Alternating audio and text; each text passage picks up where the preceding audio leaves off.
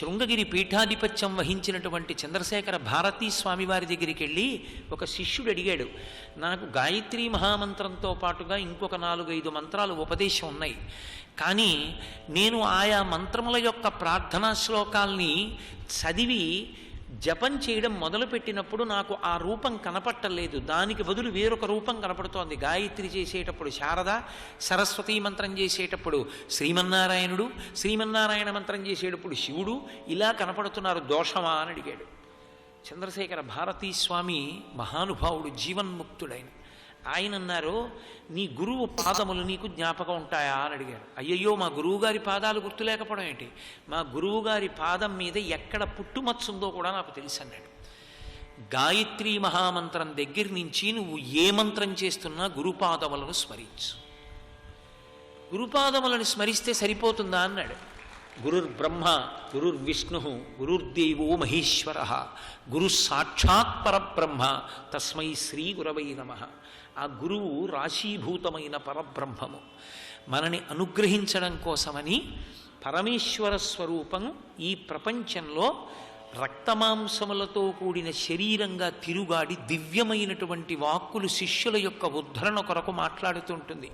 అటువంటి గురుపాద పద్మములను మనసులో స్మరించడమే సమస్త మంత్రముల యొక్క ఫలితాన్ని పొందడానికి మార్గం అని చంద్రశేఖర భారతీ స్వామి ఉపదేశం చేశారు. ఒక గురువు యొక్క స్వరూపం అంత గొప్పది. ఒక గురువు మాట్లాడుతుంటే అంత జాగ్రత్తతో, అంత దీక్షతో, అంత దృష్టి కేంద్రీకరణతో వినాలి తప్ప గురువు దగ్గరికి వెళ్ళి మనసు ఎక్కడో పెట్టి గురువుగారి నోటి వెంట వస్తున్నటువంటి ఒక్క మాట జార విడుచుకున్నా నీ జీవితం యొక్క అభ్యున్నతికి సంబంధించి నువ్వు ఏదో జార విడుచుకున్నట్టే. రామచంద్రమూర్తి కూడా, నేను మీతో మళ్ళీ మనవి చేస్తున్నాను, ఒక మనుష్యునిగానే మీరు చదవవలసి ఉంటుంది. ఒక ప్రాకృత బాలుడు చదువు ఎలా ప్రారంభం చేస్తాడో అలాగే ప్రారంభం చేశాడు. వశిష్ఠ మహర్షి రామచంద్రమూర్తికి చదువు చెప్పారు. చదువు చెప్పే గురువు ఎలా చెప్పాలి, చదువు చెప్పిన గురువు యొక్క హృదయాన్ని బట్టి శిష్యుడు ఎలా తయారవుతాడు. మహర్షి ఒక అద్భుతమైన శ్లోకాన్ని రచన చేశారు. ఈ శ్లోకం భారతదేశంలో సనాతన ధర్మంలో గురు శిష్య వ్యవస్థకి, గురు శిష్య సంబంధానికి వ్యాఖ్యానం చేసినటువంటి పతాక స్థాయి కలిగినటువంటి శ్లోకం. ఒక గురువు ఎలా చెప్తాడు, శిష్యుడు ఎలా అందుకోవాలి. ఎంత గొప్ప శ్లోకాన్ని చెప్పారంటే మహర్షి, సర్వే వేద విదాః శూరాః సర్వే లోకహితీరతాః సర్వే జ్ఞానోపసంపన్నాః సర్వే సముదితా గుణైః. ఒక్క శ్లోకం. బహుశः ఈ శ్లోకాన్ని దృష్టిలో పెట్టుకునే అనుకుంటాను మహాపండితుడైన సర్వేపల్లి రాధాకృష్ణన్ తన పుట్టినరోజుని తన పుట్టినరోజుగా జరపద్దని గురు పూజోత్సవంగా జరపండి అని కోరడానికి, సందేశం ఇవ్వడానికి కారణం అదే. ఆయన దగ్గరికి వెళ్ళి ఆయన పుట్టినరోజు నాడు పూలదండలేస్తే ఆయన ఒక్కటే చెప్పారు, గురువుని కేవలం అన్ని ఉద్యోగాలులా జీతం తీసుకుని 4 పాఠాలు చెప్పేటటువంటి వృత్తిలో ఉన్నవాడిగా చూడవద్దు.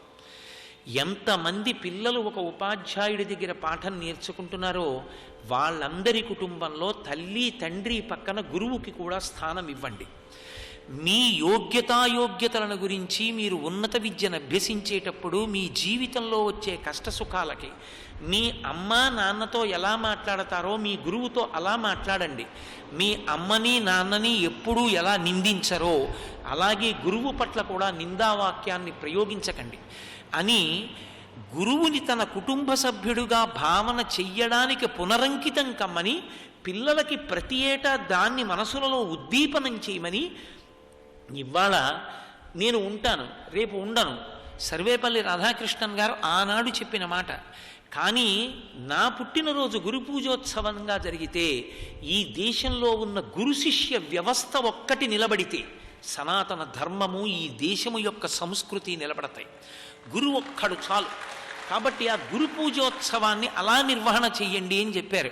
మన దురదృష్టం ఏమిటంటే ఇవాళ గురు పూజోత్సవము అని పేరు చెప్పి ఎవరినో తీసుకొచ్చి గురువులకి మెళ్ళో పూలదండలు వేయిస్తున్నాం తప్ప నిజానికి తరగతి గదిలో ఉన్నటువంటి పిల్లలు అసలు పాఠం చెప్పేటటువంటి గురువు గారిని తమ జీవితంలో తల్లిదండ్రులతో సమాన స్థాయిలో కుటుంబంలో ఒక పెద్దరికం ఇవ్వగలిగినటువంటి స్థితిలో చూడాలని పిల్లలకి చెప్పడంలో తల్లిదండ్రులు వైక్లభ్యాన్ని పొందుతున్నారు. సమాజము, ఎక్కడ విద్యాలయాలున్నాయో విద్యాలయాల వ్యవస్థ, ప్రభుత్వాలు అన్నీ కూడా వైక్లభ్యాన్ని పొందుతున్నాయి. గురు పూజోత్సవంగా నిర్వహించడం అన్నది సర్వేపల్లి రాధాకృష్ణన్ యొక్క ఆశయానికి దూరంగా మనం జరిగిపోయాం. మహర్షి అంటారు, సర్వే వేదవిదాహ శూరాహ. చెప్పారు వశిష్ఠ మహర్షి. వారి ఎందు తెలివితేటలున్నాయి శిష్యుల్లో. రాముడే కాదు, రామ లక్ష్మణ భరత శత్రుఘ్నులు నలుగురికి పాఠం చెప్పారు. నలుగురు పాఠం నేర్చుకున్నారు. ఎలా నేర్చుకున్నారు? సర్వే వేదవిదాహ. అసలు వేదమన్నదే విద్దన్న ధాతువులోంచి వచ్చింది. ఏది తెలుసుకోవాలో అది చెప్పినది వేదం. అందుకే వేదంలో ఉన్నది తెలుసుకుంటే ఇక తెలుసుకోవలసినది ఉండదు. మనుష్య జన్మ సార్థక్యాన్ని పొందుతుంది. అటువంటి వేదాన్ని వాళ్ళు బాగా అర్థం చేసుకున్నారు, తెలుసుకున్నారు. సర్వే వేదవిదాహ శూరాహ. శూరాహ మంచి పండితులయ్యారు. పండితులంటే పండాహ అన్న విషయానికి మీరు ఒకటి జ్ఞాపకం పెట్టుకోవాలి. ఎక్కడ ఎప్పుడు ఎక్కడ ఏది అనుష్ఠించవలసి ఉంటుందో అది మేధస్సు యందు నిక్షిప్తమై ఉండాలి. రాముడు అరణ్యవాసానికి వెళ్ళాడు. రాముడు అరణ్యవాసానికి వెళ్ళి గృహప్రవేశం చేయవలసి వచ్చింది పర్ణశాలలోకి. పర్ణశాలలోకి వెడుతున్నటువంటి రాముడు ఒక మాట అన్నాడు, సౌమిత్రే చిరజీవిభిః. ఎవరు గృహప్రవేశం చేస్తున్నారో కర్తవ్యే వాస్తుశమనం సౌమిత్రే చిరజీవిభిః. వాస్తు పూజ చెయ్యాలరా లక్ష్మణ. వాస్తు పూజ చెయ్యనివాడు దీర్ఘాయుర్దాయంతో ఉండడు ఆ ఇంట్లో. కాబట్టి వాస్తు పూజ చేద్దాం రా అంటాడు. అరణ్యంలో పౌరోహిత్యుడు ఎక్కడ దొరుకుతాడు? అరణ్యంలో పురోహితుడి కోసం వెతకలేదు. అందుకన్నారు హనుమ సుందరకాండలో, యజుర్వేద వినీతశ్చ వేద విద్భిః సుపూజితః ధనుర్వేదే చ వేదేషు వేదాంగేషు చ నిష్ఠితః అన్నాడు. అమ్మా రామచంద్రమూర్తికి యజుర్వేదం బాగా తెలుసు అన్నాడు. యజ్ అంటే ఆరాధన. రుక్కులు తీసుకొచ్చి ఒక కామ్యమును పొందడానికి వీలుగా యజమాని పూజగా మార్చి దేవతలను ప్రీతిపరచేటటువంటి ప్రక్రియకి యజుర్వేదమని పేరు. యజుర్వేద వినీతశ్చ అన్నాడు హనుమ. ప్రారంభం చేస్తూనే అంత మాట అన్నారు. ఆయనకి ఎప్పుడు ఎక్కడ ఏ క్రతువు ఎలా చేసి ఏ మంత్రాన్ని అనుసంధానం చేసి దేవతల యొక్క అనుగ్రహాన్ని పొందాలో రాముడికి తెలుసమ్మా అన్నారు. అంటే అందుకని స్వరంతో ఉంటుంది వేదం. వేదం ఎప్పుడు నాలుక చివరు ఉండాలి, మేధస్సు యందు నిక్షిప్తమై ఉండాలి. అందుకే శ్లోకాలు పద్యాలు ఏవి ముఖ్యమైనవో అవి ఛందోబద్ధములై ఉంటాయి. ఛందోబద్ధమైంది అంటే మీరు 10 మాటలు చదివితే ధారణలోకి వస్తుంది. ఏది కేవలం వర్ణనతో కూడిందో, ఏది మీరు జ్ఞాపకంలో పెట్టుకోక్కర్లేదో అది వచనంలో ఇస్తారు. ఓ అరణ్యాన్ని వర్ణిస్తుంటే వా అని పెట్టి వర్ణిస్తారు. మీరు గుర్తు పెట్టుకోవలసింది అనుకోండి శ్లోకంలో పద్యంలో ఇస్తారు. అంటే పుస్తకం ఎక్కడో ఉంది, నేను ఇక్కడున్నాను, ఇప్పుడు నాకేం చెయ్యాలో చూడాలంటే పుస్తకం లేదని తన ధర్మమునందు వైక్లభ్యం పొందకూడదు. పుస్తకము తానైపోవాలి, ధారణలోకి వెళ్ళిపోవాలి. అలా అనుష్ఠించడానికి వీలైనటువంటి రీతిలో సమస్తమైనటువంటి వేదాంతర్గతమైన విద్యలను వాళ్ళు నేర్చుకున్నారు. కేవలం నేర్చుకోవడం కాదు, అది అలా అప్పుడు మనం ప్రయోగించవలసి ఉంటుంది. దేశము కాలము దృష్టిలో పెట్టుకుని ఆయా పనులు చెయ్యవలసి ఉంటుందని దేశకాలముల యొక్క ప్రాధాన్యతని తెలుసుకున్నారు. ఇది అవసరం. తెలిసి ఉండడం వేరు, అనుష్ఠానం వేరు. సంధ్యావందనం చెయ్యాలని తెలియడం వేరు, సంధ్యావందనం చెయ్యడం మీద శ్రద్ధ ఉండడం వేరు. ఇది నేర్చుకున్నారు వాళ్ళు. సర్వే వేదవిదాహ శూరాహ సర్వే లోకహితే రథాహ. ఇన్ని నేర్చుకున్నవాడు, తన మాట కాదన్నవాడు, తన ఇన్ని ఎదిరించినటువంటి వాడు సర్వనాశనమైపోవాలని కూడా హోమం చేయగలడం. అన్నీ తెలుసున్నవాడు చేయలేడేమిటే? అది చేయగలడం. దేవతల్ని అవతల వారి యొక్క వినాశనం కోసం ప్రార్థన చేయగలడం. కానీ అందుకు నేర్చుకోలేదు. బ్రహ్మాస్త్ర ప్రయోగం దగ్గర నుంచి సమస్త వేద విద్యలు తెలిసిన్నటువంటి ఆ 9 అన్నదమ్ములకు వశిష్ఠుడు ఆ విద్య నేర్పుతున్నప్పుడు ఒక విషయం అర్థమైంది.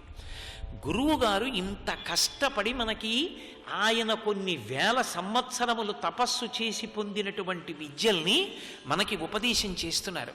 ఎందుకు నేర్పుతున్నారు గురువుగారు ఈ విద్య? ఈ విద్య స్వార్థమునకు ఉపయోగపడకూడదు.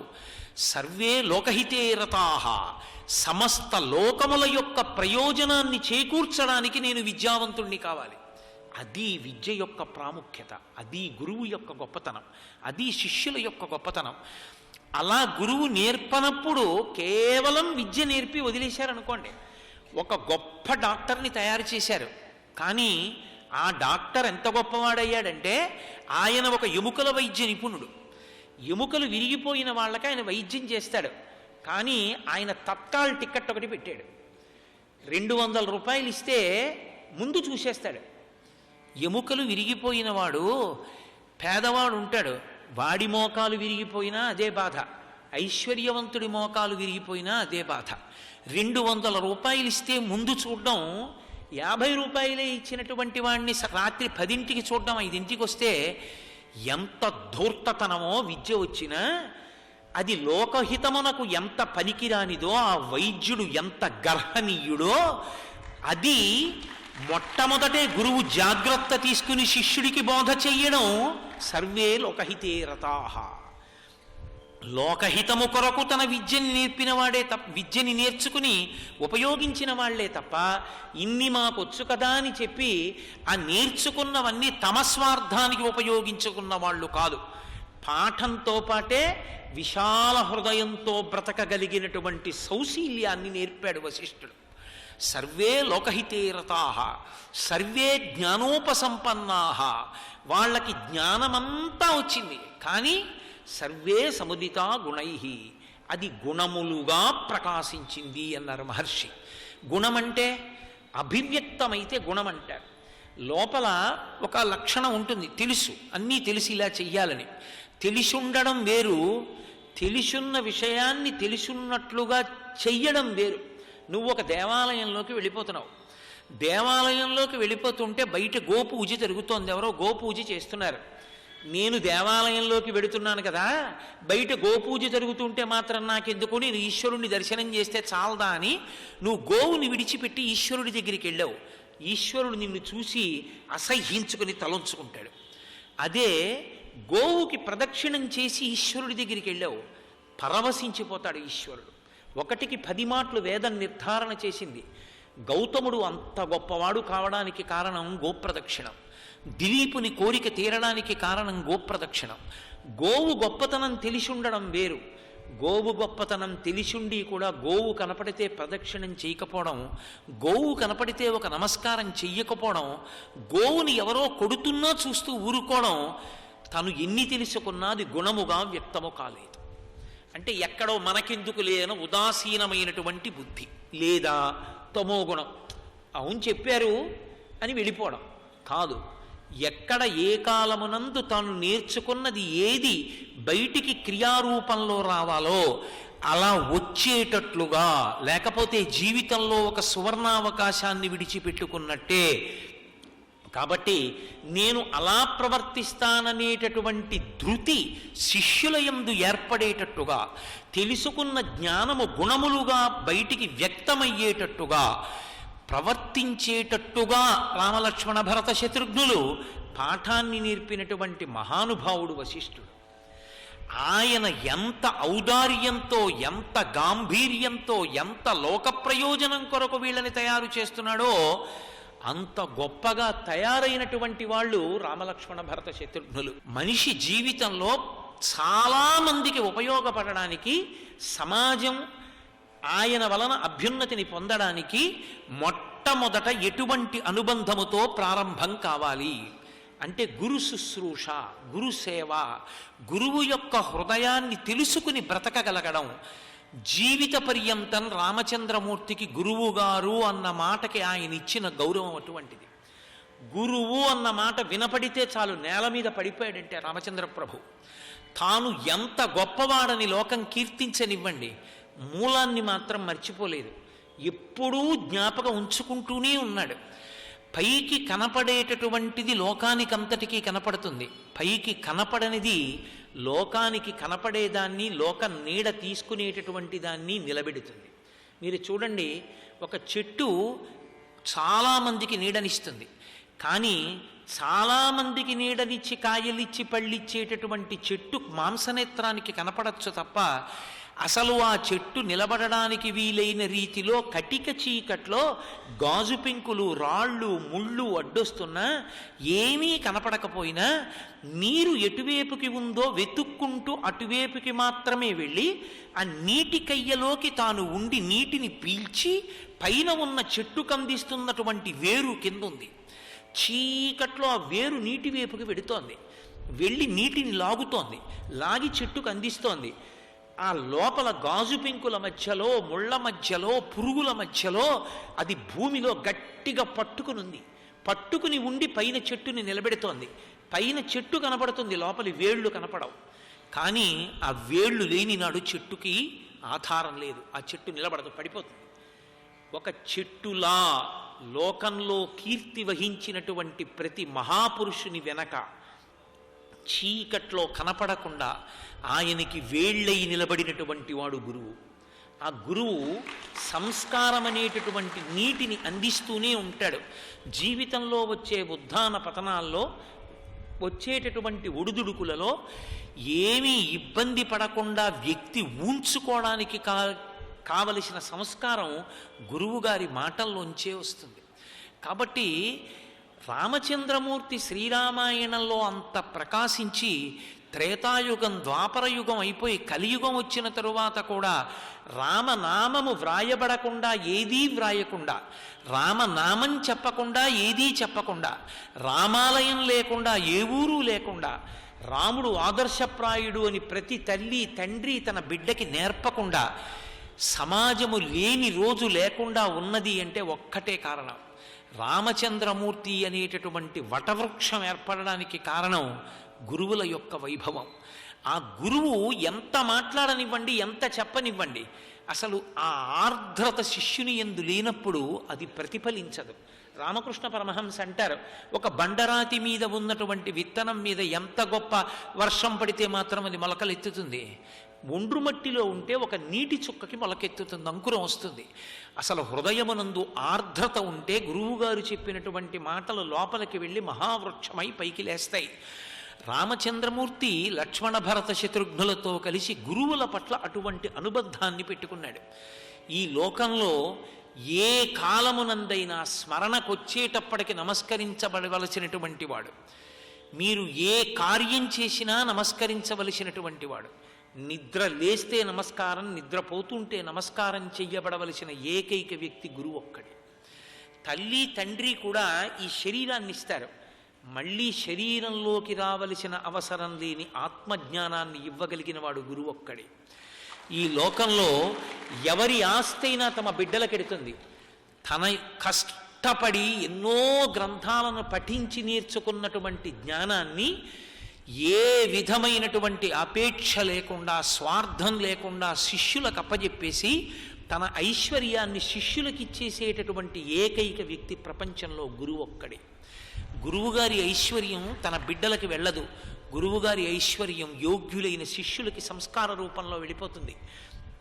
అందుకే ఆ గురువు పేరు చెప్తే నేల పడిపోయి నమస్కరించేవాడు రామచంద్రమూర్తి.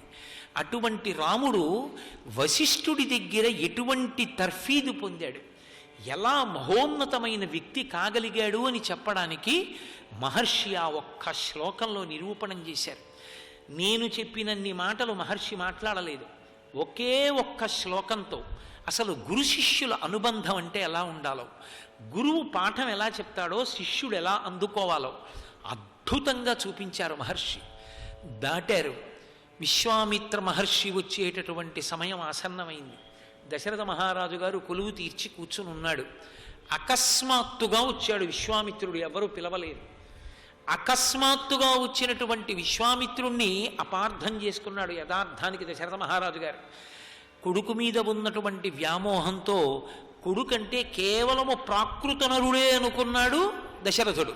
తప్పులేదు, ఆయన పాపం ఒక తండ్రిగా అంతే ఆలోచించగలడు. కానీ అసలు రామావతారం ఎందుకు వచ్చిందో, రాముణ్ణి ఎలా తయారు చేయవలసిన అవసరం ఉందో, మనుష్యులందరూ రావణాసురుణ్ణి చంపగలిగితే రాముడు నరుడిగా పుట్టవలసిన అవసరం లేదు. అప్పటికి మనుషులు లేరేమిటి, ఏ మనుష్యుడైనా చంపచ్చు.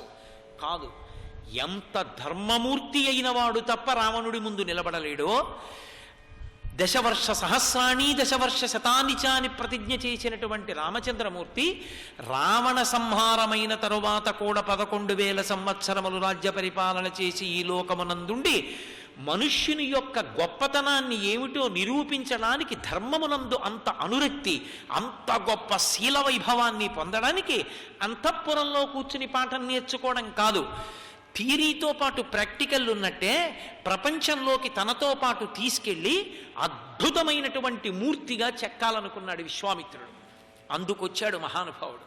ఏమర్థం అవుతుంది? విశ్వామిత్రుడంటే కోపిష్టివాడని మాత్రమే అభిప్రాయం ఉంది దశరథ మహారాజు గారికి. కొడుకుని పంపించడానికి ఇష్టపడలేదు. విశ్వామిత్రుడు ఒక్కటే మాట అన్నాడు, అహం విద్మి మహాత్మానం రామం దశరథాత్మజం వశిష్ఠోపి మహాతేజ ఏచేమే తపసి స్థితాః అన్నాడు. దశరథ, నీకేం తెలుసు? నా కొడుకు ఏం చేస్తాడు, నా కొడుకు ఏం చేస్తాడు అంటున్నావు. నాకు తెలుసు రాముడెవరు.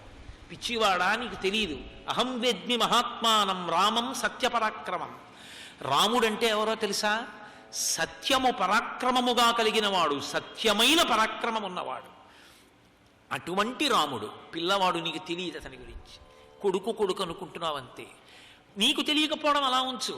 రాముడెవరో తెలుసున్న వాళ్ళు ఇంకా ఉన్నారు ఇక్కడ. ఎవరో తెలుసా? వశిష్ఠోపి మహాతేజ. మహాతేజోవంతుడైన వశిష్ఠుడికి తెలుసు అతనెవరో. వాళ్ళకి తెలిసి వచ్చినది విష్ణువతారమని. కానీ రాముడు నరుణ్ణంటాడు. సర్వం శ్రీ ఉమామహేశ్వర పరబ్రహ్మార్పణమస్తు. స్వస్తి.